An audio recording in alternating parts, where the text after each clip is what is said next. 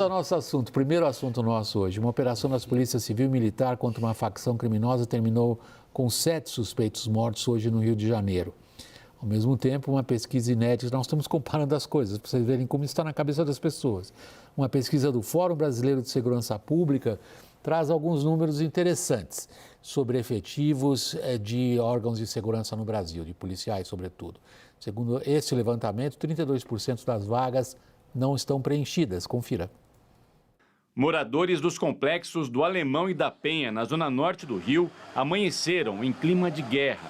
Criminosos espalharam barricadas em chamas para dificultar o acesso da polícia às comunidades. Incendiaram veículos e tiroteios foram registrados em diversos pontos. Durante a mega operação, mirando integrantes da maior facção criminosa do estado, 2 policiais foram baleados. 7 pessoas foram presas e 2 menores apreendidos. Segundo o comandante da PM, Coronel Luiz Henrique Pires, 4 deles morreram a caminho de São João de Meriti, na Baixada Fluminense. O Comando Vermelho estaria tentando expandir as áreas de atuação. A gente vem acompanhando essa movimentação, são ações da área de inteligência e de monitoramento. Então a gente vem acompanhando e vem trabalhando para impedir que essas movimentações aconteçam. Por conta do clima tenso nas comunidades, postos de saúde não funcionaram e cerca de 20 mil alunos da rede municipal ficaram sem aulas. Segundo um estudo divulgado nesta terça-feira pelo Fórum Brasileiro de Segurança Pública, 32% das vagas nas forças de segurança estão desocupadas no país. No caso da Polícia Militar, são 405 mil vagas ocupadas de 584 mil previstas, déficit de 31%. No caso da Polícia Civil, são 151 mil vagas previstas, com 96 mil ocupadas, o que representa uma defasagem de 36%. Além de problemas de gestão por parte dos governos estaduais, uma das hipóteses para isso reside na baixa remuneração dos agentes. Coronel José Vicente, você foi secretário nacional de Segurança Pública, tem uma larga experiência com esse tipo de imagem que a gente acabou de mostrar. Não foi à toa que nós colocamos essa imagem. As pessoas talvez se perguntem por que vocês colocaram uma operação militar numa comunidade no Rio de Janeiro junto com a divulgação de dados sobre segurança pública? Porque esse noticiário ocupa a nossa atenção todo dia. Não ficou lá atrás. As pessoas hoje estão novamente super angustiadas com as questões de segurança pública, que aquelas imagens são evidentes nesse sentido, falam por si. Agora, os números falam por si, José Vicente. Eu entendi, lendo esse estudo, que nem é a questão de preencher os efetivos, mas de saber o que realmente os órgãos de segurança precisam para trabalhar. Tem uma série de questões envolvidas. Esse é um bom levantamento para fazer os governadores refletir a respeito dessa realidade dos recursos. Os principais recursos da segurança são os policiais. Porque, na verdade, essa defasagem está relacionada às leis que determinam os efetivos para cada estado e o Distrito Federal. E essas leis não têm critério nenhum para fixar o efetivo. Só para você ter uma ideia, a lei do Amapá estabelece 1 PM para 92 habitantes. Se colocar essa proporção, a PM de São Paulo deveria ter 480 mil efetivos, quase o dobro das Forças Armadas. Não tem critério nenhum.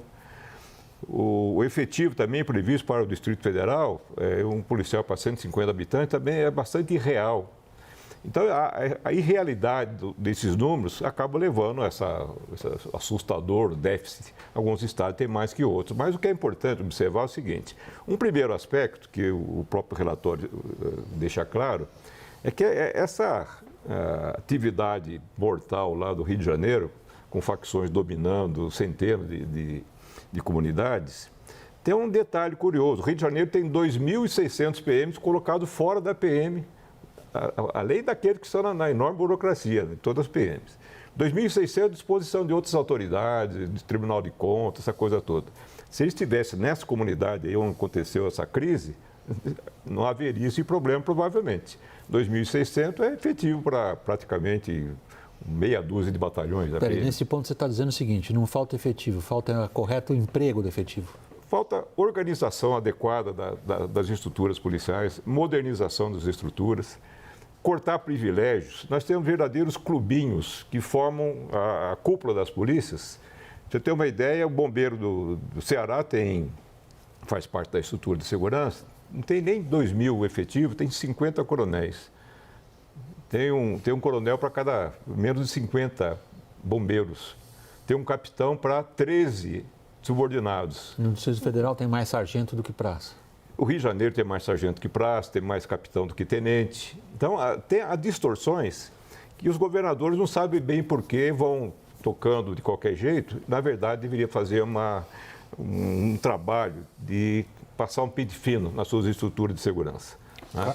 Não, o que me chama muita atenção, 1.595 corporações diferentes, diretamente dedicadas à área de segurança pública. Isso é normal?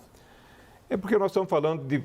Cada estado tem 3 polícias. Polícia Civil, Militar e uma Polícia Penal, que eram os agentes penitenciários antigamente. Então, você vai somando, aí temos já um contingente. Temos as guardas municipais, temos as Polícia Federal, Rodoviária Federal. O que nós verificamos, na verdade, é que a polícia ela tem um peso muito grande na segurança pública da Polícia Militar.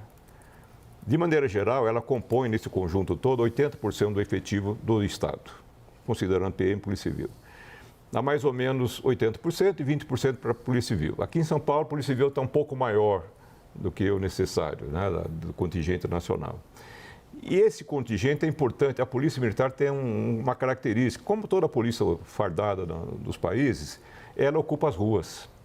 Ela que tem mais capacidade de dar resposta aos problemas que vão acontecendo. Ela atende em 5, 10 minutos qualquer crise. E é a única instituição que faz isso.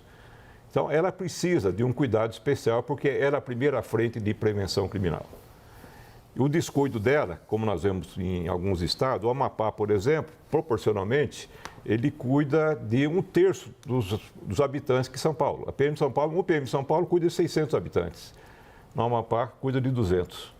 E tem dados horríveis de violência. E a violência medida pelo homicídio é 6 vezes maior que em São Paulo. Mesmo o Distrito Federal, que tem um contingente que é praticamente o dobro de São Paulo, proporcionalmente, ele tem 30%, 40% a mais de violência do que São Paulo. Uma lição importante, Santa Catarina também tem um efetivo bastante eficiente e tem o segundo melhor resultado depois de São Paulo. Então fica uma lição para os governadores, seguinte, não é mais contratar mais gente que vai melhorar automaticamente o resultado. Isso depende muito, claro, de uma boa formação. Eu vi o secretário ontem aqui em São Paulo falando que está contratando 3.000 policiais civis e terão um curso de 4 meses. Isso é brincadeira, é curso para formar vigilante de banco, né? Então, aqui em São Paulo se forma um soldado da base da polícia em 2 anos, porque é necessário dar um preparo adequado para responder aos problemas complexos que a sociedade brasileira tem, ainda mais um grande centro como São Paulo. E vai ficando esse descuido, que os governadores deixam simplesmente que o secretário cuide desse problema para mim, o secretário da Segurança, e não se envolvem. E quando se envolve, a gente percebe que os resultados aparecem. O melhor resultado que nós tivemos por muito tempo no Nordeste foi quando Eduardo Campos pegou a polícia e tinha que fazer reunião 2 vezes por mês lá no Palácio, cobrando o resultado, ficando em cima. O que está bom, não está bom, substitua. Então, esse protagonismo dos governadores de assumir a segurança pública, que é a área mais delicada de todos os governadores, que toda a crise cai no colo dele, ele tem que assumir isso. Não pode simplesmente delegar para o secretário. Daí? Coronel, um outro dado interessante foi, enquanto caiu o efetivo de Polícia Militar e Polícia Civil, subiu mais de 35% o efetivo das guardas municipais, que ganharam uma atribuição nova de poder de polícia com reconhecimento do STF e tudo mais. Isso é uma distorção? Isso é bom para a população ter uma guarda municipal que muda a sua atribuição de cuidado com o patrimônio para cuidado preventivo, para policiamento? A guarda sempre ajuda, Thaís. Mas um aspecto importante que a gente observa é que as prefeituras usam a guarda até como um fator político. Eu estou fazendo alguma coisa para a segurança. E para a população não interessa de onde venha o efetivo, se é guarda, polícia federal ou militar. Importante que tenha alguém. Isso dá uma certa sensação de segurança. A gente brinca muito com esse tal da sensação de segurança. Então, é um ativo político que eles usam muito. Na verdade, a prefeitura deveria estar um passo muito além da prevenção, que ela descuida, porque essa parte é bastante onerosa, as guardas municipais, mas a prevenção social, educacional, cuidar lá das periferias, dos bairros descuidados, nós percebemos que áreas descuidadas, elas estimulam a violência, ela atrai infratores. Então, as cidades bem cuidadas ou bairros bem cuidados, praças bem cuidadas, existem até tecnologias que se debate muito nessa questão, você desenhar um ambiente urbano adequado, isso ajuda a acontecer da violência. O que é importante é que a polícia entenda a necessidade dessas parcerias. Porque o crime tem 3 perninhas. Você mexe numa, você afeta o crime. É o criminoso, prendê-lo, o alvo, né, ou a vítima, então os cuidados com isso. E um terceiro aspecto, o local onde acontece. O local é a prefeitura. A iluminação, por exemplo, que afeta. Então, um passo muito além da prevenção é unir um pouco mais de forças no sentido da polícia também está aberta para isso. A polícia não é isso que nós estamos vendo, a tropa de choque no Rio de Janeiro matando, a tropa rota matando aqui na Baixada. Esse pessoal não cuida, no caso de São Paulo, nós temos mais de 3 milhões de incidentes criminais por ano no estado. 500 mil de celulares são roubados. 130 mil carros que são levados pelos ladrões todo ano. Isso aí a rota não cuida. É o batalhão que está lá na periferia cuidando, vendo essa dinâmica que ele pode interferir e cuidar. Zé Vicente, a gente não está falando de crime organizado. Nós já tivemos essa oportunidade de conversar contigo a respeito num outro âmbito. Nós estamos falando realmente de trabalhos de forças de segurança. Você consegue estabelecer na linha do tempo e dizer para a nossa audiência se na sua avaliação nós estamos verificando que os números causam preocupação, qualquer um que está nos assistindo vai dizer assim, eu sinto uma situação de violência e vocês vêm agora e dizem para mim que tem menos gente para me proteger. Se isto é apenas uma percepção e estamos verificando uma situação que na linha do tempo evolui para melhor ou não? Nós temos realidades diferentes no Brasil, William. São Paulo, apesar da deficiência de efetivos, ela veio desenvolvendo nos últimos 20 anos um conjunto de inovações que não tiveram nenhuma parada, como acontecer em alguns estados. Então, a tecnologia veio evoluindo bastante. Um diretor da Microsoft falou que as 2 polícias mais evoluídas de tecnologia do mundo é a Polícia Militar de São Paulo e a Polícia de Nova York. Então, elas, inclusive, dialogam frequentemente. O treinamento desenvolveu muito, a formação do soldado foi para 2 anos. Para chegar a coronel tem que fazer um mestrado, um doutorado profissional. Todo coronel tem essa titulação aqui. Mas não é para ter título, é que isso melhora substancialmente a gestão desse complexo. Você imaginar um complexo de 80 mil funcionários, né, em ambientes de crise, isso requer realmente uma alta capacidade de gestão. E São Paulo vai bem, Santa Catarina foi por esse caminho, está indo bem, Minas Gerais está indo bem. Está indo bem como? Porque os principais indicadores de violência estão baixos, estão chegando a 1 dígito. É o caso de São Paulo, Santa Catarina, Minas, está perto do Distrito Federal, Mato Grosso do Sul. São estados que começam a ir bem.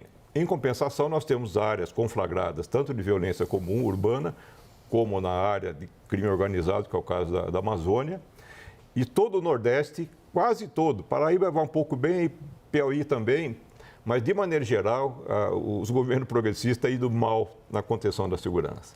As maiores pressões de violência do Brasil ainda estão no Nordeste. E não é por falta de efetivo, não. É isso que é uma dúvida que eu tenho, politizando um pouco. Tem diferença numa política de segurança pública à direita e à esquerda? Inclusive no resultado efetivo disso? A direita em si, como é o caso de, por exemplo, privilegiar as tropas de ataque, né, de força, ela se esquece do lado da prevenção que atormenta a sociedade, que eu estou falando dos 500 milhões de celulares levados. Porque essas tropas especiais não cuidam disso. E quem está do lado direito também está muito preocupado com isso. Quer mostrar a exibição das roupas, né, das grandes viaturas, fardas camufladas, etc. O que nós percebemos, de maneira geral, no contexto progressista, é aquela ideia de que o que nós vamos resolver para reduzir a violência é fazer um trabalho na área social. Ou seja, a expressão criminal está diretamente ligada com a iniquidade social, etc, etc. Descuida do aparato policial, que tem uma capacidade de resposta muito rápida para isso. Então, fracassa na área social, como a gente sabe, né? Está aí o analfabetismo, desemprego do Nordeste, e não cuidaram da polícia. Aí a violência explode. Coronel, o senhor falou aqui no comecinho da diferença da legislação, né, de cada lei, de cada estado, enfim, a gente tem... Leis que não fazem sentido. Leis que não fazem sentido, exato. Sem critério. E hoje é um debate que envolve a questão do crime organizado, que não é sobre isso que nós estamos falando aqui, como o William enfatizou, mas hoje há uma discussão, e a gente vem travando esse debate aqui no WW, sobre a participação do governo federal na construção de uma política de segurança pública. Passaria nesse debate uma discussão sobre uma unificação dessa legislação ou o Brasil é muito diferente para comportar uma única regra? O federalismo do Brasil, ele, de certa maneira, cria dificuldade para você unificar procedimentos, regras nacionais. Mas muita coisa pode ser feita. No governo Temer, ele montou um bom plano nacional de segurança pública, um sistema único de segurança, justamente para elevar o protagonismo federal na área da segurança pública. Há muita coisa a ser feita. Claro, há uma enorme responsabilidade das agências federais, tanto das polícias quanto das Forças Armadas, em relação ao suprimento de combustível para as facções que são as drogas, armas, munições, contrabando. Esse suprimento dessa energia é um problema de governo federal. A radiação é um problema do governo federal. Quando chega no Estado, aí tem que trabalhar juntos. Mas o Estado pode estabelecer, por exemplo, está previsto lá no plano do Temer, critérios para você definir em que medida uma cidade precisa de um pelotão, de uma companhia, de um batalhão, de uma delegacia grande ou menor, o delegado, se precisa ou não. Essas regras básicas podem ajudar os estados, os governantes, a verificar onde ele pode racionalizar mais essa máquina pesada. Só um parênteses aí, porque esse estudo diz o seguinte, é uma grande dificuldade estabelecer, afinal de contas, quantos PMs são necessários. Se isso se faz pelo critério populacional, se faz pelo critério geográfico, como que se definiria isso? Olha, William, se a gente somar todos os policiais militares e civis, nós vamos ter uma faixa de 370 habitantes por policial. Esses dois civis. Pegando o país inteiro. 370. Esse é o padrão que tem a Inglaterra, tem os Estados Unidos, tem Canadá, Japão. É nessa faixa. Claro, você entra numa cidade como Nova York, já tem 200 habitantes por policial. E daí você começa a ver algumas coisas interessantes. Por exemplo, que nós temos o mau hábito de colocar muitos policiais em atividades burocráticas, né? Você vai em Nova York, tem 35 mil policiais, tem 19 mil funcionários civis. O FBI tem mais funcionário civil do que agentes. Então é necessário rever, inclusive, esse aspecto, porque encarece, inclusive, a previdência dos estados colocar cada vez mais policiais. Isso vai impactar também a massa salarial, não vai poder pagar um bom salário e começar a botar cada vez mais gente. Os policiais ingenuamente não percebem isso. Queremos mais efetivos. Não é assim que se faz. Se Santa Catarina, São Paulo trabalham com baixos efetivos e resultados elevados, aí tem que chamar a atenção das autoridades. E cada estado tem que cuidar disso, né? Tem uma questão do peso do orçamento, né? Quer dizer, entrando aqui na coisa fiscal, que é o tanto que as folhas de pagamento comprometem, inclusive do orçamento de gestão geral das polícias, né, Coronel? Quer dizer, também deveria haver aí alguma discussão de reforma. O problema que nós verificamos, inclusive um detalhe curioso, Thaís, é que quando vamos checar ali quanto se gasta per capita de segurança, o pior resultado é de São Paulo, é o que menos gasta por habitante. Você tem o Rio de Janeiro que gasta o dobro e não tem o dobro de segurança de São Paulo. Porque não é só efetivo, você tem a alocação dos recursos também financeiros. Aí é folha de pagamento. É folha de pagamento. É folha de pagamento e outros gastos que fazem. São Paulo tem uma máquina sofisticada de tecnologia e equipamentos. Então, no governo anterior, se adotou a política de fazer licitações internacionais para buscar os melhores equipamentos. Então, as metralhadoras que são usadas aqui em São Paulo, elas são certificadas pela OTAN. São as mesmas. O melhor colete balístico é feito na Índia. Eles ganharam a licitação. A melhor pistola, a Glock, ganhou a licitação. Então, esse tipo de política mais avançada, uma polícia como São Paulo, ela vai se abrindo para fora. For buscar a tecnologia das controversas câmaras corporais, foram em Los Angeles, foram em Berlim, foram em Londres, correram o mundo para buscar a especificação do que seria melhor para o nosso ambiente. Essa modernização que é necessária no ambiente de São Paulo tem USP, tem todo esse contexto, né, de avanço, e São Paulo inspira outras polícias também, até um certo ponto. mas a política local ela pesa muito em refrear as melhoras da segurança pública. Essa frase matou. A política local refreia. Sempre a política, né? José Vicente, coronel reformado da PM de São Paulo, ex-secretário nacional de Segurança Pública, muito obrigado pela sua participação aqui na bancada conosco no WW. Boa noite, José Vicente. Boa noite, obrigado pela oportunidade de debater essa encrenca aí. Nós vamos